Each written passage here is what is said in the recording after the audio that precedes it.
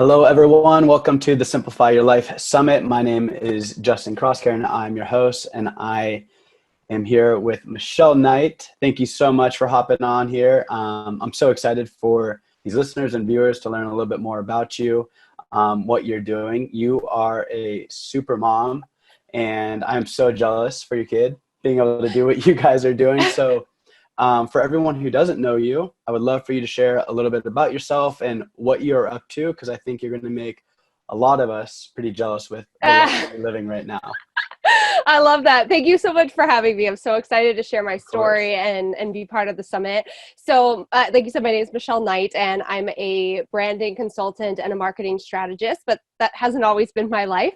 I actually was working a full-time job in communications and advocacy for a large nonprofit about 4 years ago, and then my son was born. And he just turned my entire world upside down in a good way. But during a postpartum if I'm being honest, a very difficult postpartum experience, I realized that there was so much that I wanted to do. And what I was doing was great, but it just didn't feel, I always felt like there was more. And I kind of in that moment allowed myself to say, what is that more? And part of Mhm. that for me was being home with him, but still working, because I really valued my career and I loved the work that I was doing in the world. So I started my business from scratch with like zero experience in entrepreneurship or running an online business. I've been so fortunate with some hustles and some serious dedication to grow my business to a place where last year I was able to retire my husband from his job. We bought Mm. a travel trailer, and now we travel the United States and this fall Europe full time with our toddler and our dog. So yes, you made all of us jealous. That is so exciting. And so happy for you following your passion, your heart, your dreams. And, I would love for you to share a little bit of, what that looks like and how you're able to, I just moved, so I know how it's like when you move. I can only imagine, I moved from a house to an apartment, so I can only imagine a house to a trailer, and you're playing.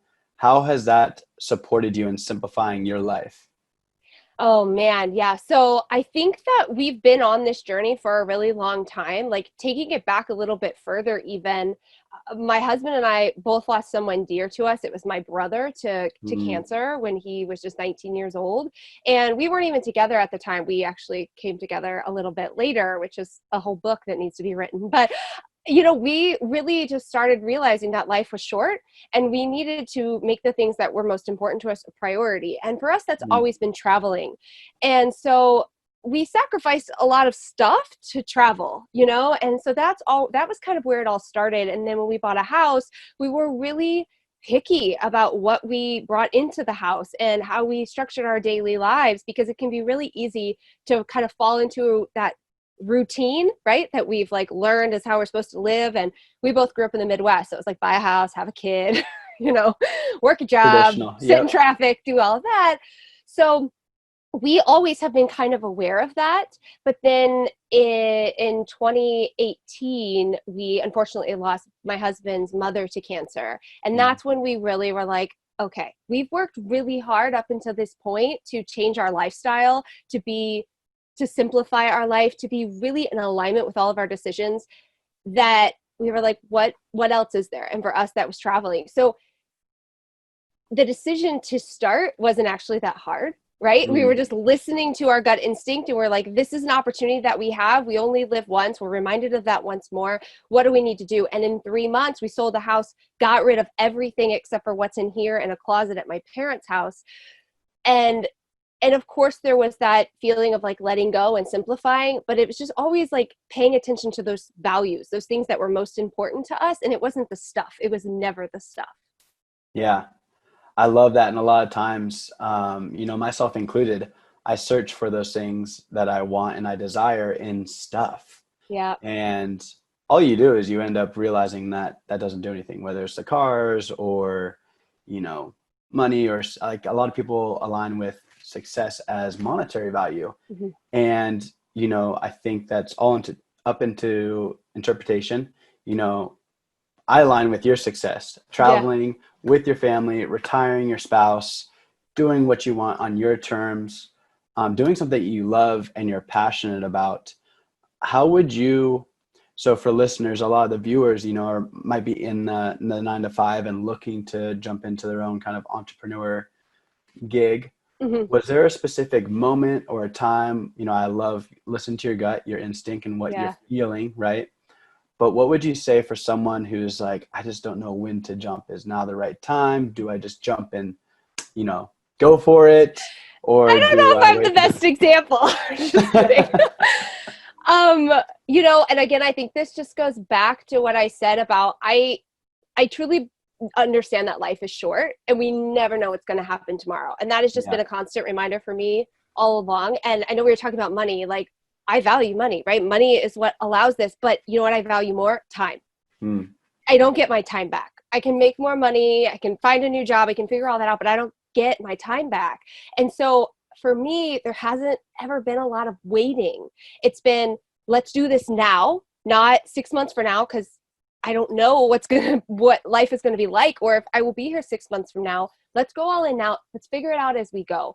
And sometimes it's really messy. And as someone who used to be a really like top level perfectionist, it's been really hard for me to break those pieces down and just say, okay, we've got to start with what we've got right here. And we just have to learn and build as we go.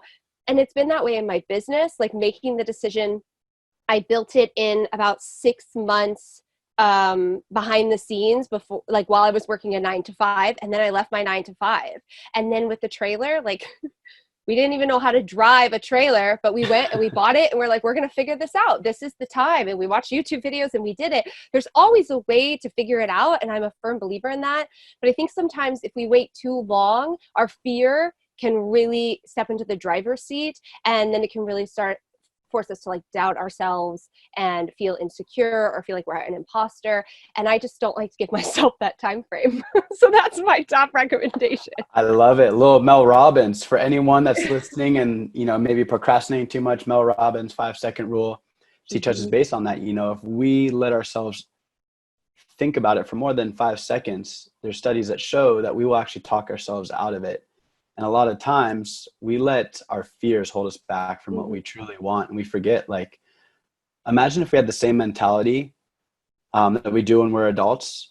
When we were, kids trying to learn how to walk, we'd try and walk like 2 or 3 times and be like, screw it. I'm just going to crawl the rest of my life. I would have never walked you know what I mean? Like how I am now, like there was a long period of my life. I wasn't always like this. There's those moments in your life that kind of give you an opportunity to change your perspective, change your mindset, change your way of living. For me, that was obviously, like I shared, my brother passing away. But I'm telling you, I used to be like overthinker, wouldn't take any chances until I finally was like, this is not the way that I want to live. Yeah. I align with that so much. And I love how you're taking that as a lesson, losing my mother, that was my lesson. Life is now. There's no time to waste. So just go for it. You only have one chance at this. YOLO. Yeah.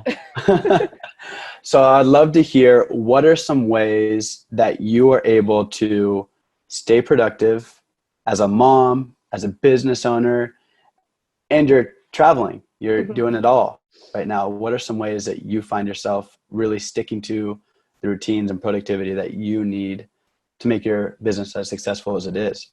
Yeah.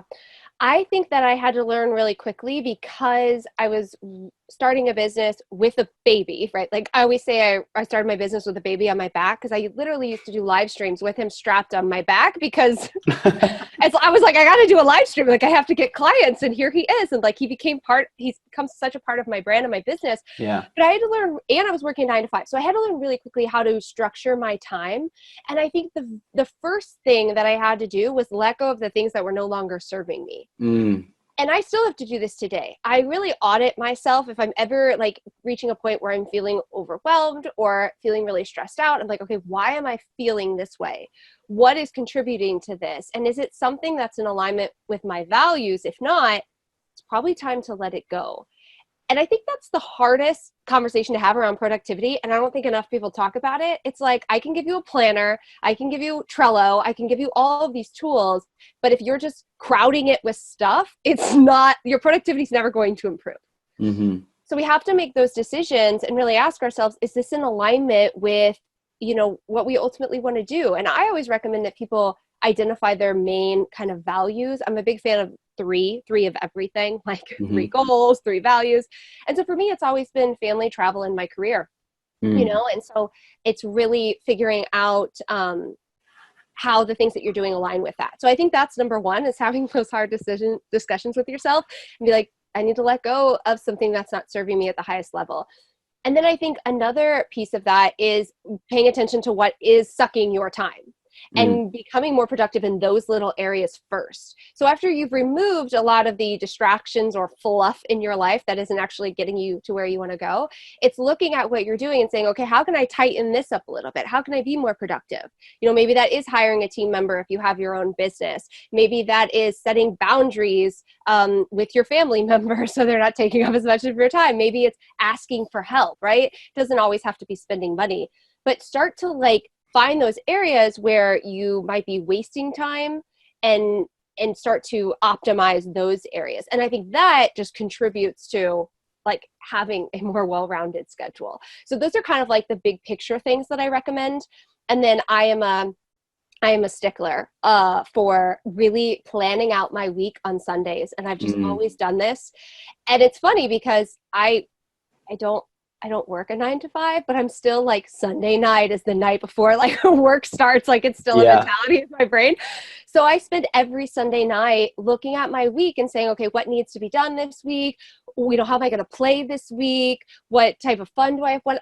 I do plan all of that. And that has just allowed me to make sure that my life is always in harmony, that I'm working and playing, and I'm there for my clients, and I'm there for my family, and I have self-care, all filling up all of my buckets in the same way. I love it. Are you familiar with Jesse Itzler? No. Oh my gosh, you'll love him. Jesse Itzler, big entrepreneur, but he talks about every day he schedules in 3 hours for himself. When I first heard that, he's a multimillionaire. I'm like, okay, well, you have a lot of money. That's kind of easy. You can pick and choose. But he goes, no, anyone can have that 3 hours, but it's what do you want to do with those 3 hours? So for me, fitness is a big part of my life. For me,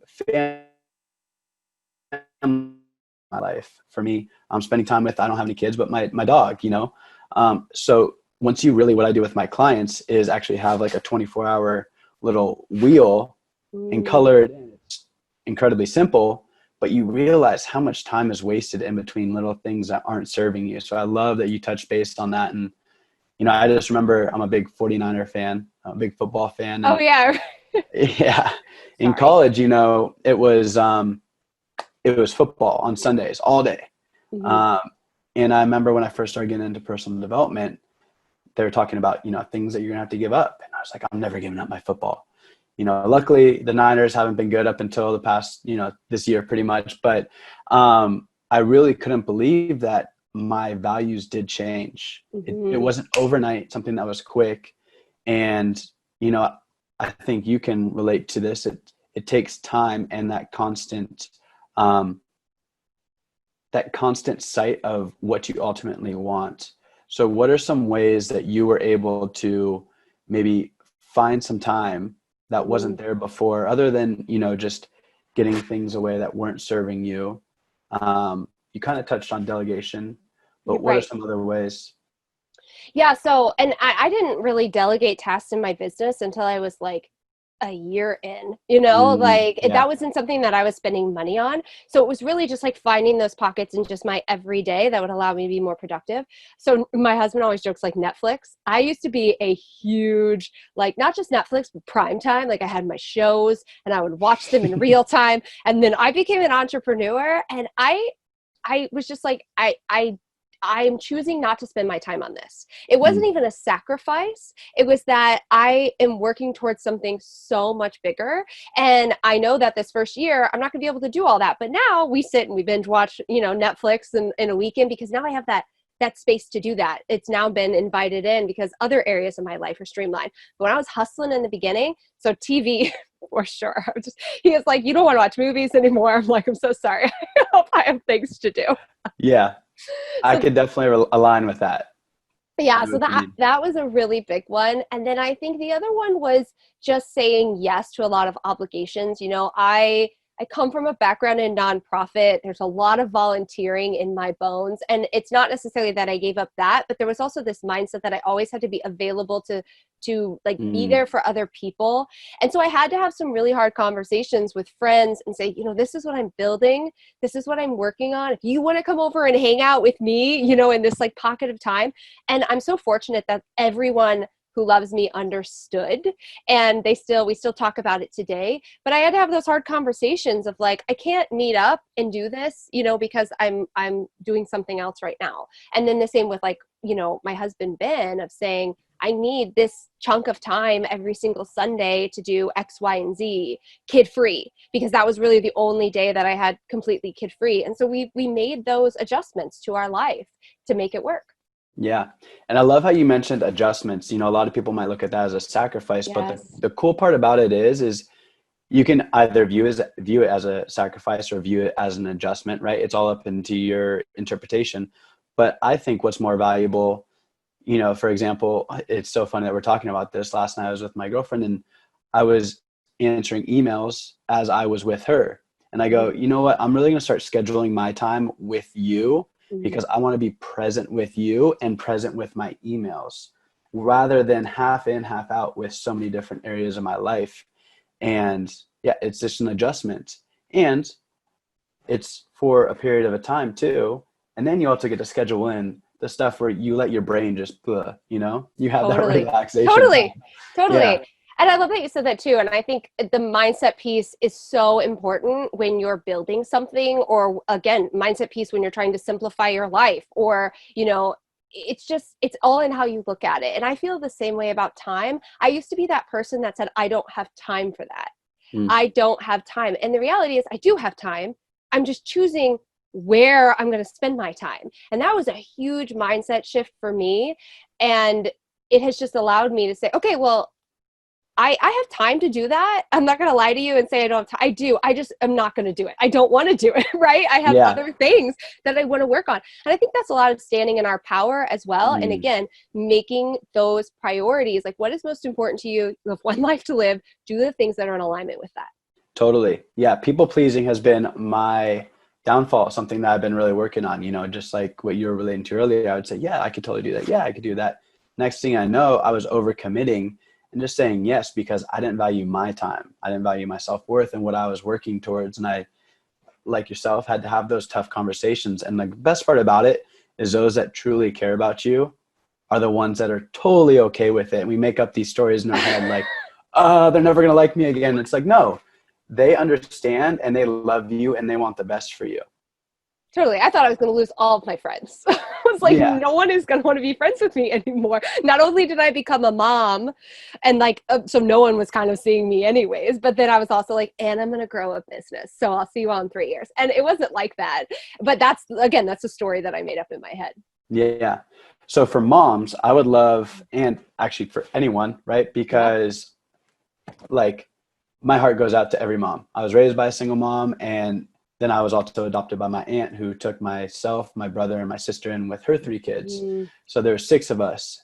And I was even thinking about this today. I was like, man, just getting myself in order is one thing. I can't imagine all the kids and everything. So what are some ways that that have worked for you as far as being a mother, being a wife, and being a business owner?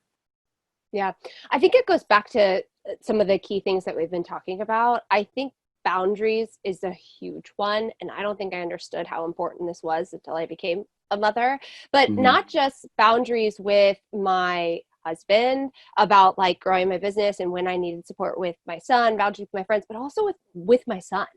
Like I have conversations with him on a regular basis of like, mommy is going to work now. And it's hard because now there's no door, right? But like there used to be a door.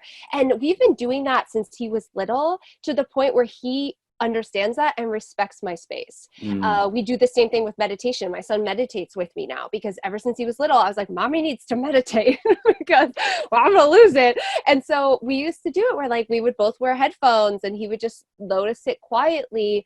And so that has been something of just kind of including my son in my process. Wow. Because at the end of the day, I'm doing this for him. A huge part of what I'm doing is for him. And I want him to see that he has these choices to make and he can create a life by his own design. And the only way that I can really show him at this age is like bringing him along with me on the journey. So that's been a huge one for me. I think the other piece is just being really, really clear of where I want my time and my energy to go. Again, I do this every Sunday. So not only am I doing this for like the year, like setting those yearly goals and quarterly, but every single week, I'm like, what are my goals this week?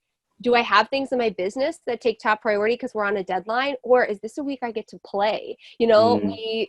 we just went to like 3 national parks in the last week because I was like, this is top priority right now. I'll move my other stuff around so that this can be top priority. And I think when we do that every single week, it allows us to really audit ourselves better. You know, like I'm not going to plan all that out 30 days in advance because we might be in a specific area that's fun, or somebody might be visiting, or whatever is true for everyone listening.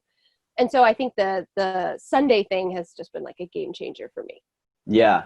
And it's so cool to see. I mean, that's something that I haven't heard at all from a parent speaking about really bringing your kids along with you in the journey, but you're bringing your whole life with you along in the journey, like literally, Yeah. because a lot of times I think we can, especially if you're looking to do like a, something outside your 9 to 5, there's so many different ways, this is just randomly coming to me, that you can actually make it part of your business and something that you love doing. Mm-hmm. Like you are traveling. So you Yeah. decided, I'm going to make that part of my business rather than it being one and the other. You're bringing them together. Yeah. This is why I'm obsessed with personal branding.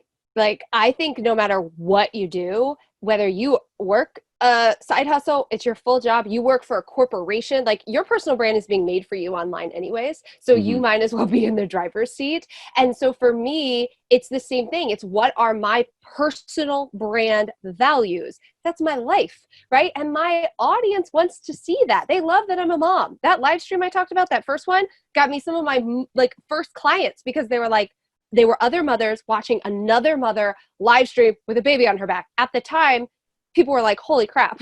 Like I didn't have anybody that I was watching that was doing that. And then the same with traveling. So being able to invite people into this world, and it goes beyond just being an entrepreneur, and having like a community or a following, it's my friends and family as well. So Mm-hmm. they're watching the changes and things that I'm doing, and they're making these small changes and stuff too.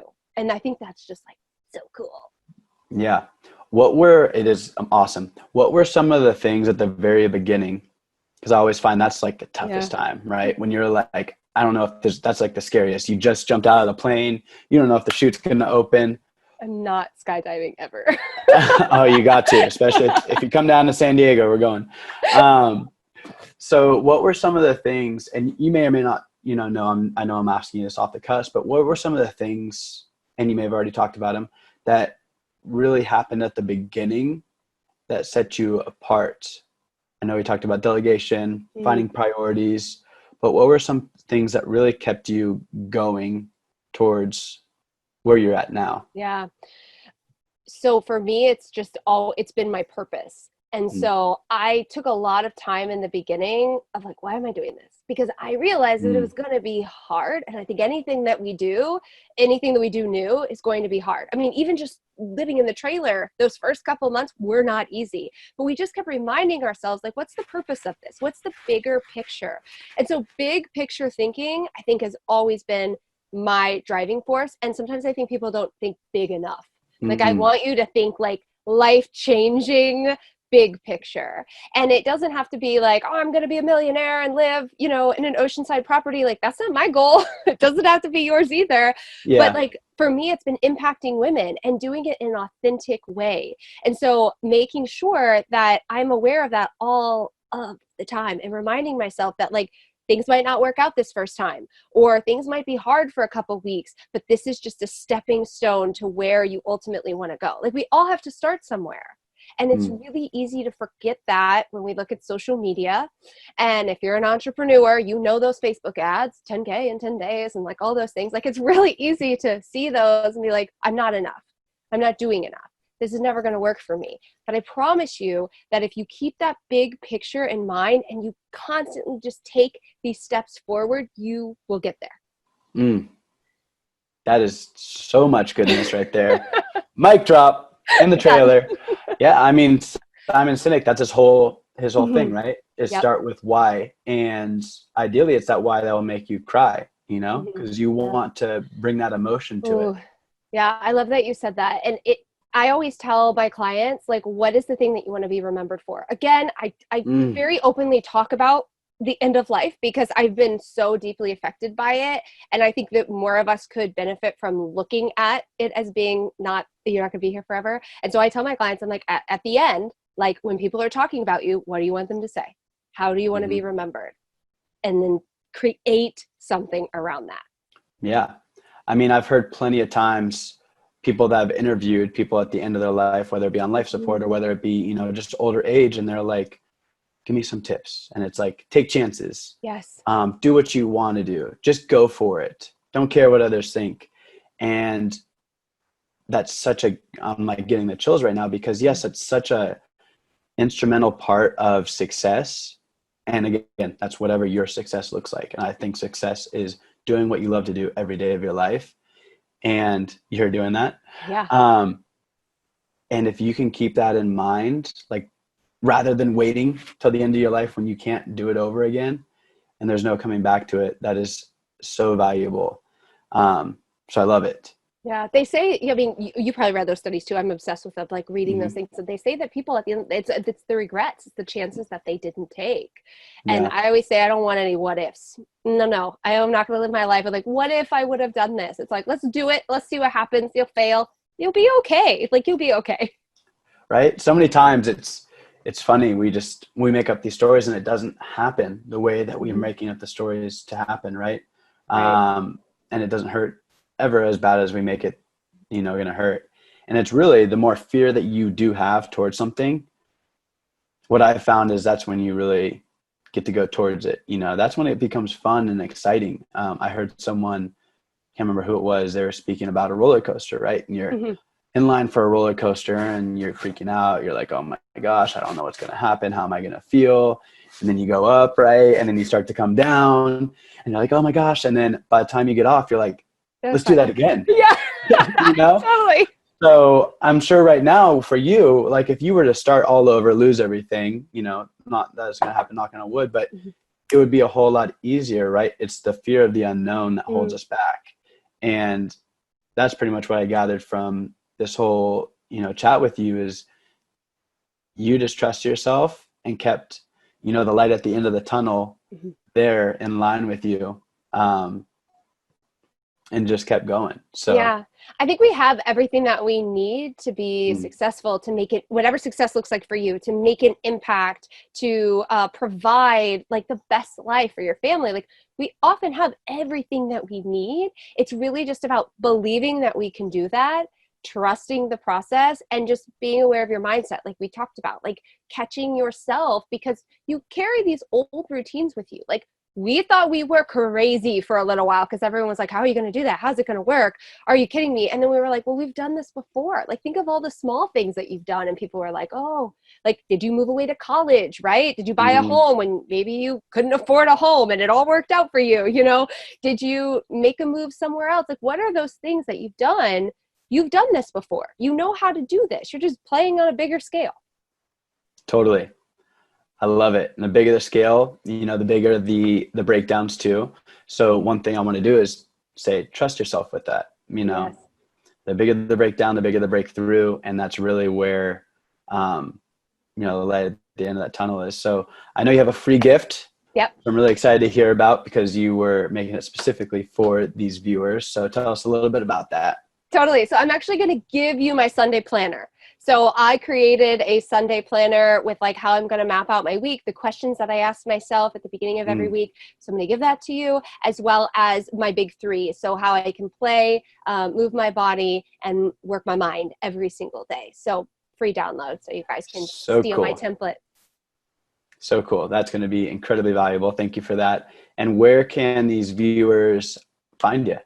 Yeah, so I'm hanging out on Instagram mostly. It's Michelle Knight Co on Instagram. And then my website is brandmerry, BrandMerry.com. If you are an entrepreneur, you definitely want to go there, check it out.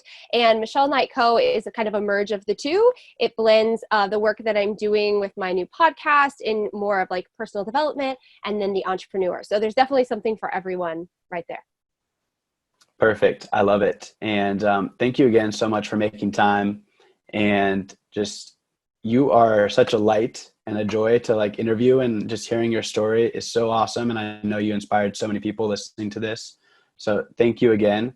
And thank you so much for having me. I so appreciate it. I was on board 100% with this mission. So thank you for reaching out to me and letting me share my message. of course, and travel safe, and I will talk to you later. All right. Sounds good. Bye. Thanks.